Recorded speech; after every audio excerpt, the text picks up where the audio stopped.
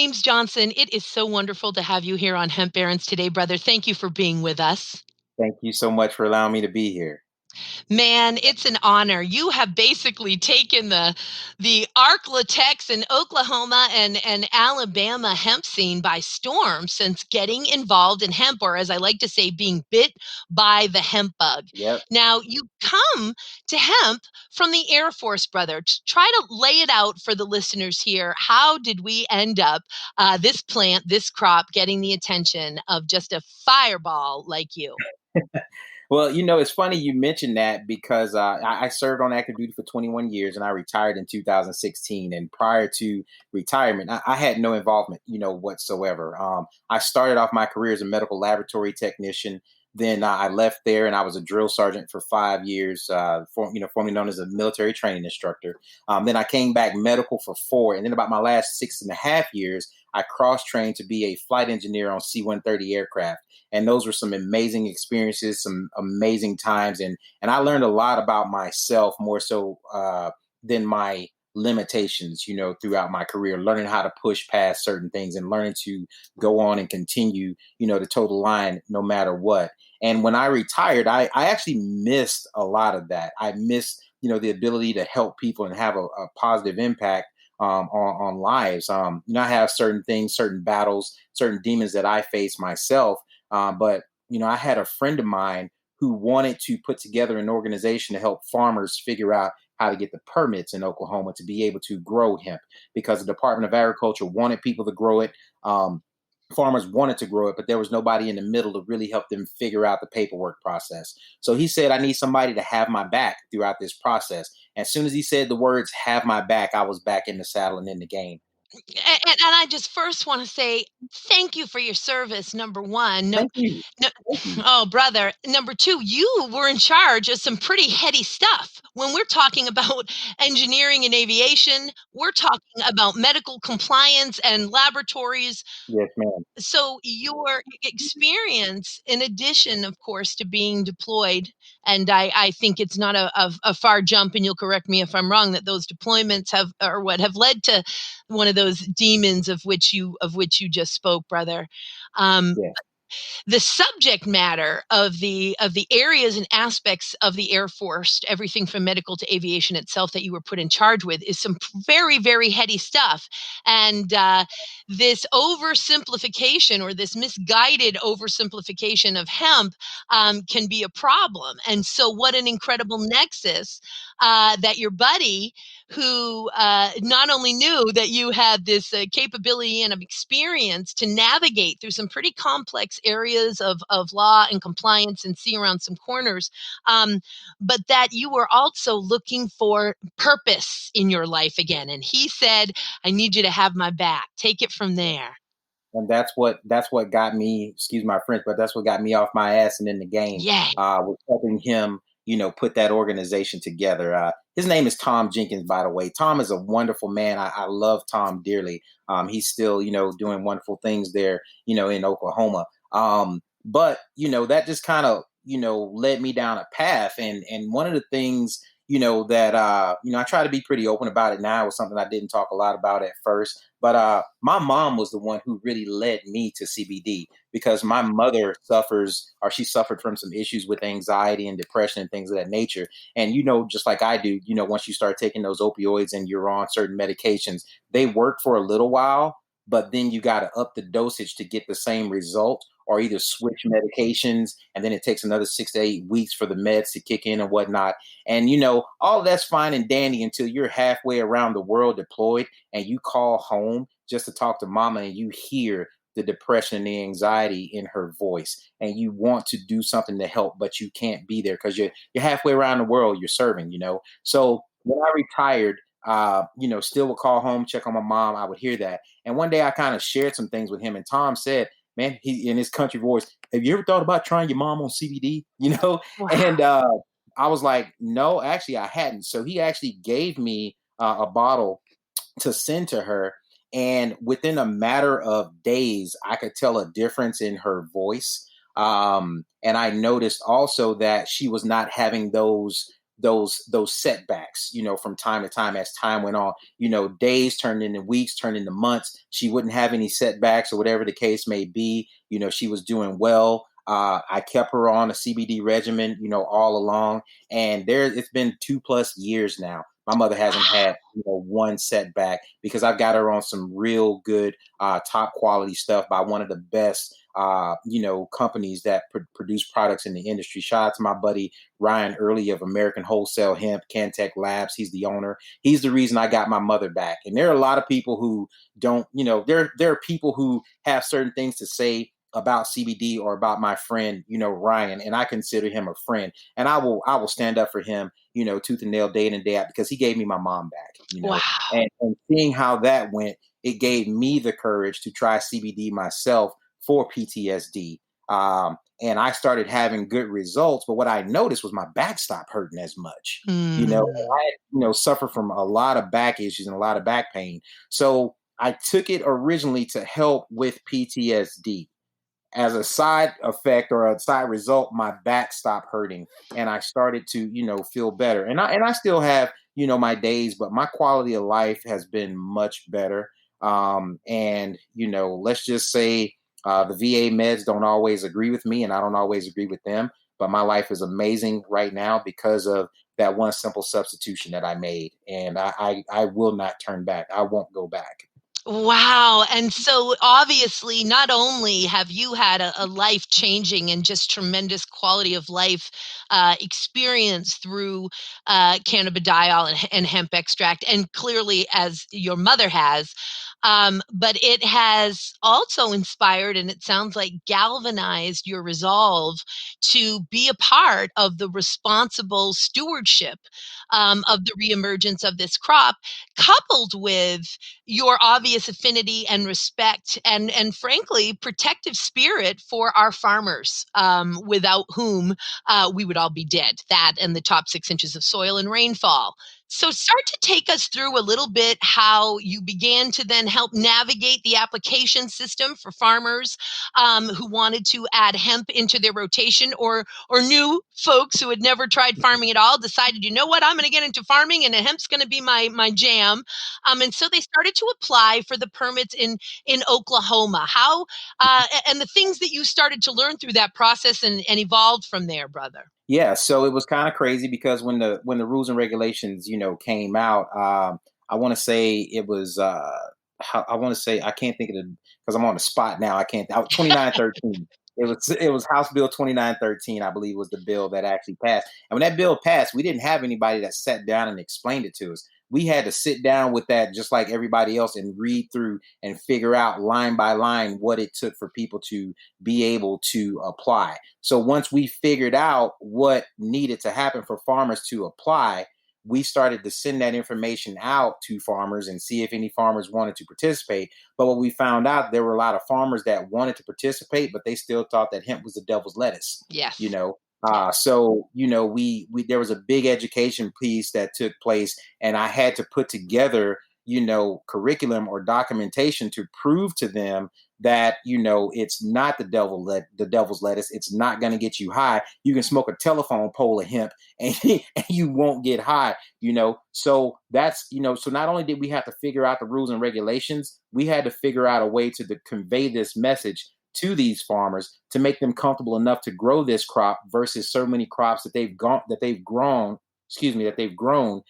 for so many years. So that led to me getting out, going to farmers' living rooms, sitting there, talking with them, explaining the application process to them, explaining why the crop is good for you. And the thing that was unique was we started this process because we thought, and I'm sure we'll transition into these broker jokers at some point during this interview, but Hmm. we initially thought we had someone who wanted to buy 400,000 acres of fiber. Mm. So that's where I got my start, was helping these farmers figure out the process to plant fiber, not for CBD. It was for fiber. So those are my roots. That's how I got started, trying to figure out the thing from the industrial standpoint. Well, come to find out, after we collected, paperwork for 200,000 acres, 200,000, Joy,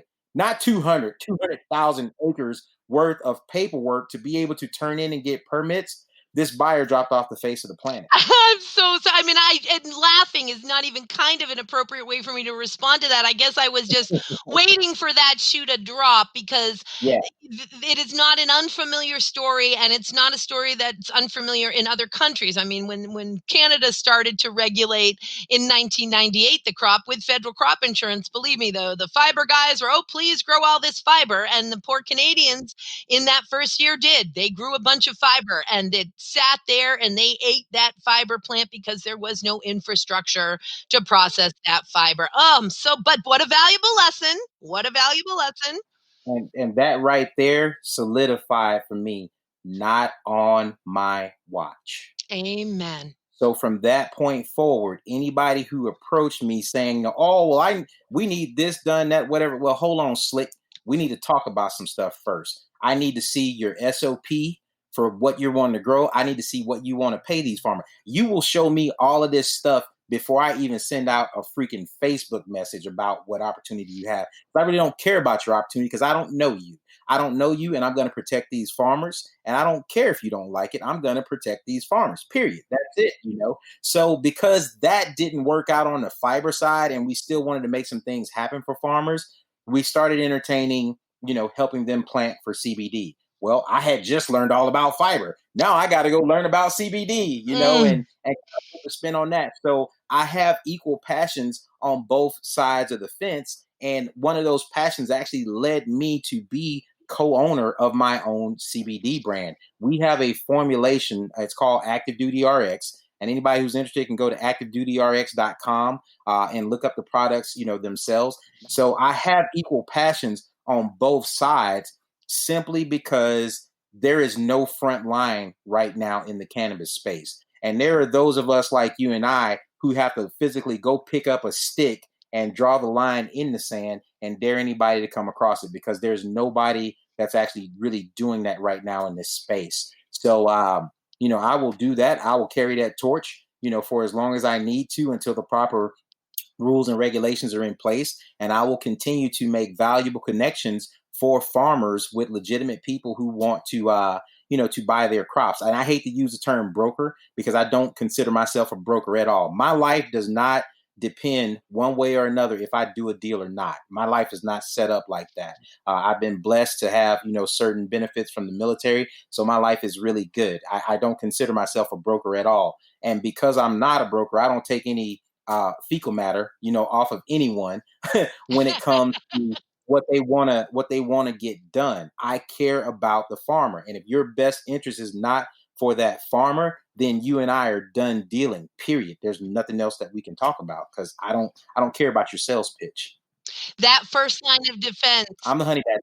Yeah, you're the honey badger. You are the honey badger, brother. Let me tell you, after spending just a couple hours with you, and I was blessed to be able to spend a whole day with And you. that was so awesome to meet you. I mean, that was such a good time. I can't wait to get back. I mean, I just can't wait to get back. But after 2 hours with you, brother, and I got calm gentleman James for those 2 hours, but I still knew that was the honey badger I was talking to.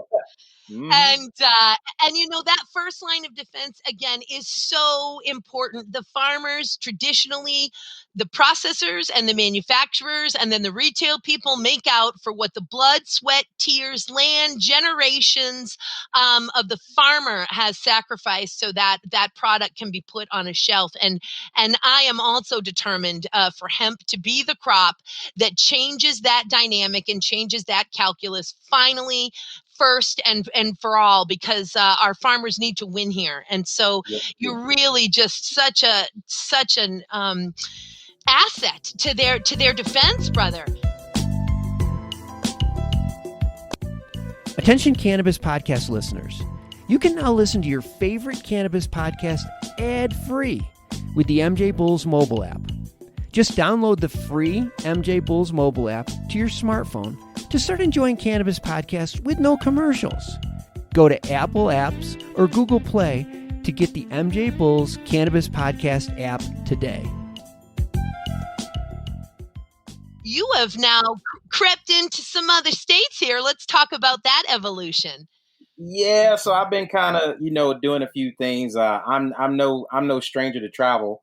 Being in the military for so long, and part of my unique experiences in the military, I actually was involved in network marketing for many years. While I was in the military, so I'm no stranger to going out and talking about people, not talking about people, but talking to people, Yeah. about different opportunities and different things. So I'm thankful for that experience. Now I am no longer in network marketing. I don't do it. I just don't. I don't. My mental space is totally occupied now. But when I was doing what I was doing in Oklahoma, the funny thing was I started a private Facebook group for farmers in Oklahoma. Well, people in other states kind of started hearing about what I was doing, and a friend would invite a friend to my Oklahoma page. Next thing I know, I've got people in Texas hitting me up saying, "Hey, we like the information that you're putting out. We wish we had something like this in our state." No problem. I started one for Texas. Then I would have people from Arkansas that would hit me up saying the same thing. So I started one for Arkansas. Then I had that happen again, and I started one for Alabama.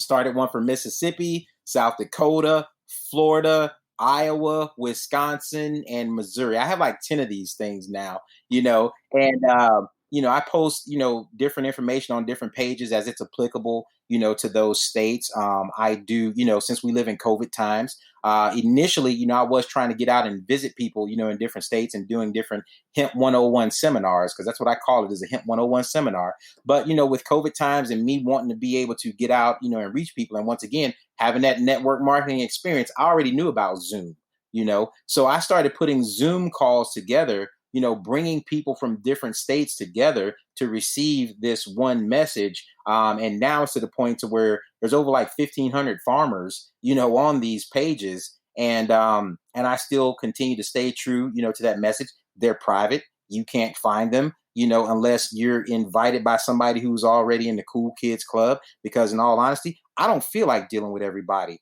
I don't want to deal with the snakes and the crooks and oh, well, you should come check this. No, I'm not doing that. Sorry.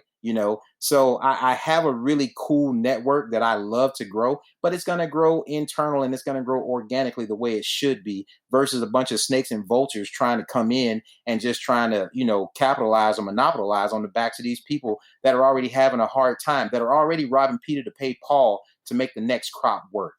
And you're going to come and try to do something snaky to these people? Not on my watch. I'm just not going to let it happen. So, I continue to grow these groups, and I have no problems with, growing them for other states. As people reach out, I will put, applicable information out there, for certain states, to help everyone and just better the quality of life for the farmer. Because here's what I've realized. I've realized that I'm just one person. I'm one person who tries to make a difference. But me, myself, going to try to lobby on Capitol Hill or Senate or whatever, that is small, in my opinion. Where you get the most bang for your buck is when you have that farmer who's sitting in small town Texas at his coffee shop where they meet up, first thing in the morning, they all have their cup of coffee. And then that congressman or that senator walks in wanting their vote. When that farmer can actually look that person in the eyes and say, well, what about, post decarboxylation? What are you going to do about that? Now, all of a sudden, that person's like, what? How do you even know about that? That came from my pages. And oftentimes those Congress people haven't heard the word post decarboxylation, but yeah, so and educating all of them, it's all important, and we have to take it at every angle in order to steward the crop, as you know, because man, as long as that word post decarboxylation or similarly reliable method is in black and white, we need to change it. It's going to affect the farmer, and that brings me to really you are just such a breath of fresh air because grassroots activism is, in the end, who I'll always be, where I got my start from, and even now, though I get to work with different nonprofit groups that are funded and that have staff and lawyers, which so help that activism and that important advocacy work. In the end, I'm a grassroots activist for hemp, and that is what you are, brother. And I just to be able to see really the light in your eyes, the light in your heart when you speak about getting people together and educating them, or as I like to say, singing the song of hemp. Amen. And you are singing it, and the educating. I didn't know, I'm learning in this interview for the first time, that you actually also had to educate farmers, and on some level probably still will continue to have to do that as we break through the hysteria of, no, this is a good crop, this is not the devil's Yeah. lettuce. So it wasn't just Yeah. folks coming to you and saying, hey, help me fill out this application.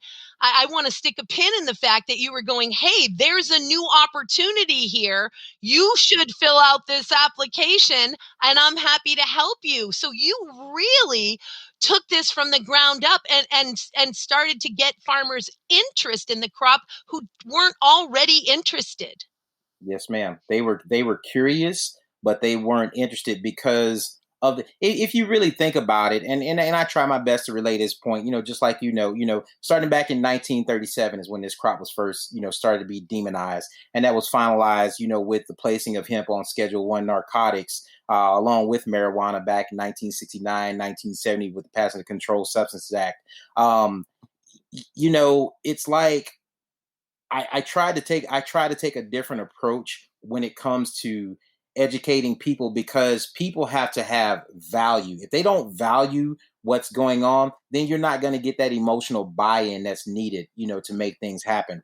And when I think about these people who got that bad message, those kids that got those bad messages back in the day, where are those kids now? Those children are now those senators and those congressmen who we have to break through that stigmatism, and you have to find a way to get more bees with honey than vinegar. And if not, I mean, let's just be real. They're old. Okay. They're going to stick their feet in the mud, and they're going to hunker down, and they're not going to change if you don't know about how to go and deliver a positive message the right way and be a person of credibility along the way, because sometimes people will find out about your credibility before they know who you are. So if they value your credibility, then that's going to give you more leeway to get more things done with them later on. I am not a superstar by any stretch of the imagination, but here's what I am. I'm a dumb old Southern boy from Mobile, Alabama. Number one. Number two, I did 21 years in the military, and successfully, navigated those muddy waters for 21 years. And I have not screwed anybody over during that time. If I have screwed anyone over, if I know of it, I will apologize immediately, because I know that wasn't my intent. Now, if you did something dumb and I called you out on it, guess what? That's the way it should be, because you were trying to hurt people, But for the most part, I try to deliver a message that's credible, and I try to bring credibility to the table with me with everything that I do, because I never know who I'm going to talk to later on, or who is saying what about me. The only way I can control the message that people are saying about me is to put the right or originating message out there to begin with, to resonate with others. So that's what I try to do. You're just straight up, brother. You're just straight up. And I think also, and the fact that, as you say, so much of the work that you do is from your heart. It's not even to earn a dollar. Nope. It's to literally have purpose, and to fulfill this purpose that you've been handed by the plant, brother. I'm telling you, it Amen. picks people, and you've been picked. I got the bug, baby. Let's go. You really, really do. And I think, and I know that there are some new conferences moving into Oklahoma. I just think you're such an important voice. And obviously such an important role in protecting the farmer, and helping the farmer to navigate these waters. And you're based in Texas now, is that right? Yes. I relocated to San Antonio, Texas about 3.5 weeks ago. I'm fortunate enough to have a lifestyle that allows me to, to travel a little bit, and I'm pretty mobile. So, I actually decided to come to San Antonio. I love it here. I have really good friends here. So I just wanted to come and reconnect, with people. And I've got about close to 400 farmers, in this area that are on my Texas page. And, I want to be able to, be a little bit more interactive with them, maybe go out and visit a little bit, here and there. the ones that don't get on my nerves, and help them out. And like I said, I know that sounds bad, that sounds horrible, but I'm the honey badger. I don't have to deal. I don't have to deal with everyone. I'm a firm believer in you go where you're celebrated, not tolerated. And Yes. if people don't want me to be there, then I'm not going to be there. It's okay. It's fine. But the people that do want me around, I will do my best to bring some amazing things into their life and some credible people their way that are not going to hurt them, with their crop. I'm gonna be the one that tells them, hey, don't do that deal, because here's how it's gonna screw you. Here's how it's gonna come back and bite you, later on. Or here's a corner for you to see around, and this corner too, see around this as well. And well, I can't tell you just how thrilled I am to finally meet your acquaintance. It was just so wonderful to meet you in person. And yes, it was under COVID circumstances, but socially safe traveling as we were filming for a docuseries, the Yeah. two of us. Hey, I'm the one who owes you thanks because, Job. since you've come into my life, I feel like I have another mentor, which is awesome. You told me about that other event, coming up in Oklahoma that I wasn't even aware of. I did go on and register for that, by the way. Yes. Now, whether or not they accept me or they want me, who knows? But I did go on and I did that, with your advice, your recommendation. So I really appreciate that. And I really appreciate you taking me under your wing, so to speak, and, just helping me, grow, in this space. Somebody's got to pass that torch. And I got my hand out. I'm running full speed. My hand is out. I'm ready to take it and keep running, So It's an honor. It is a pleasure. It's just a downright joy to know you. And I can't wait to watch James Johnson and JJ Grow Enterprises unfold. And I think it's just infinite, the amount of great, awesome work that you're going to be able to do in that region of the country and in fact, nationally. Well, thank you. I really appreciate that. So important, brother. And if folks want to reach you also, it's jjgrowenterprises.com. Am I right? Actually, if they want, they can email me at James, James, at jjgrow.com. James at jjgro.com. Don't put the W on there. James at jjgro.com. That's the important one. And of course, we'll have your stuff up on the MJ Bulls website so folks can find out more about you there. James, I'm excited for our next encounter together. I'm just sending you second and third wins as you continue to do the important work that you've been called to do, brother. Thank you for doing it. And thank you for Hey, where we meet next, girl? What are we doing? Man, I don't know. We did talk to the incredible folks at Grow House Media, I think, for that. Yeah, okay. All right. Deal. Fair enough. And when the conferences start again, we'll end up seeing each other at a conference. I'm sure of it, James, and I can't wait. Let's go. Let's get on stage and do something silly together. Can't wait, brother. Sending you so much love, honey. Thank you so much. I really appreciate you, Joy. Thanks for being with us. Yes, ma'am.